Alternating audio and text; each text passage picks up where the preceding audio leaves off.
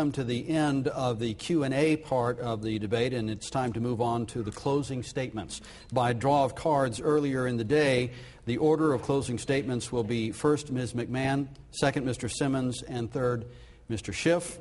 You each have 2 minutes for your closing statements, and Ms. McMahon, you may begin. Thank you.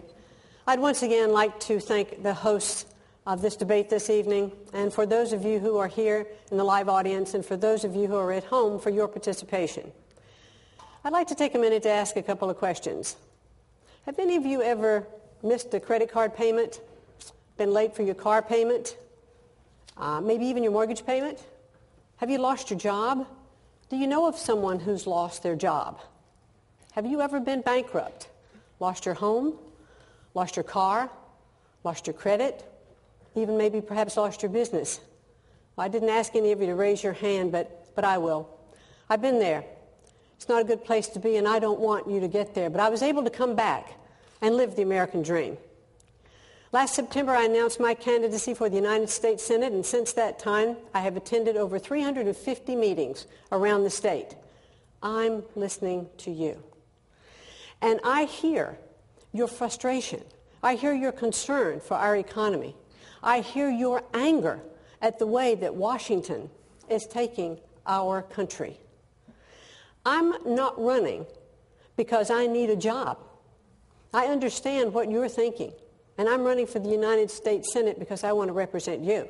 I don't need a hobby because the job of United States Senator is serious business. I'm running because I can no longer tolerate the lack of common sense and the lack of fiscal discipline that I see in Washington. I'm running to shake things up.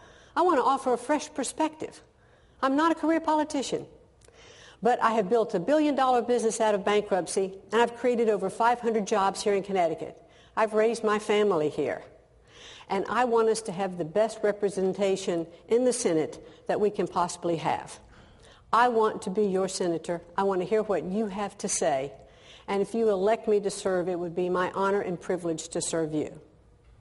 All right. Thank you. Mr. Simmons. I want to thank the University of Hartford, the Hartford Courant, and Fox 61 for hosting this event. But a special thanks goes to my wife, Heidi, my daughter, Jane, and my son, Robert, who have supported me in my life of public service. They believe, as I do, that public office is a public trust.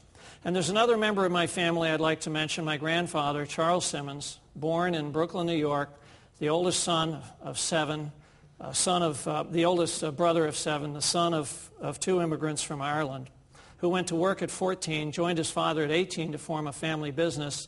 At 38, took over the business, and before he died, owned and operated 5 small family businesses.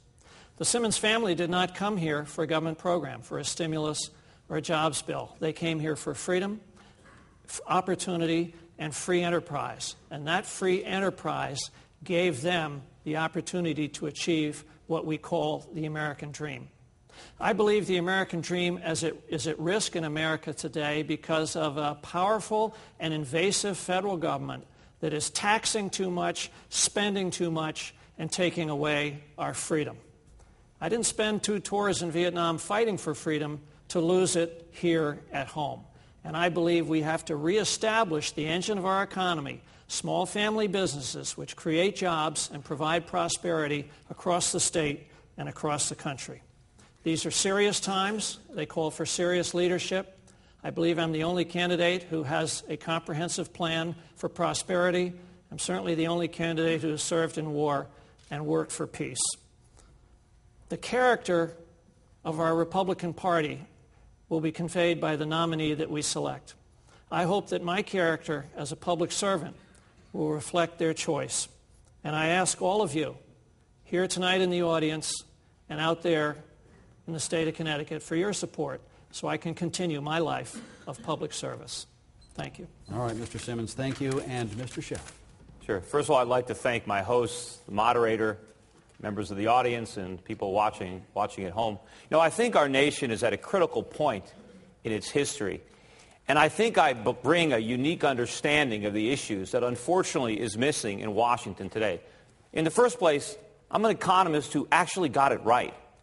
I forecast the financial crisis of 2008 in advance. I mean, nobody sounded the alarm louder than I did. I wrote a book predicting the crisis. For 3 years, I was a fixture on financial and business television. I was on every week warning about the problems in the housing market, warning about the problems on Wall Street and in the banking sector, warning about the problems at Freddie and Fannie. And not only didn't anybody listen to me, a lot of people actually laughed at me. Number two, I'm a businessman. I'm an entrepreneur. I built my business from scratch. I started my brokerage firm in my one-bedroom apartment. I now employ more than 100 people in 6 offices. I understand where jobs come from because I've been involved in creating them. I know how businesses grow, but more importantly, I know why they don't. I know about the impediments that government places in our way. I know about the problems of bureaucratic red tape because I'm experiencing it right now firsthand in my own business. And I think, most importantly, I'm not a politician. You know, politicians, they don't care about your jobs. They only care about their own jobs. And everything they do is about perpetuating their own careers in Washington. It's about time that some of our career politicians lost their jobs. If you really want to change Washington, if you really want to shake things up, then elect me as your United States Senator. Because if you send me to Washington, I promise you one thing, that town will never be the same again. All right, candidates, well done. Well done. And yes, now we can applaud. Well done.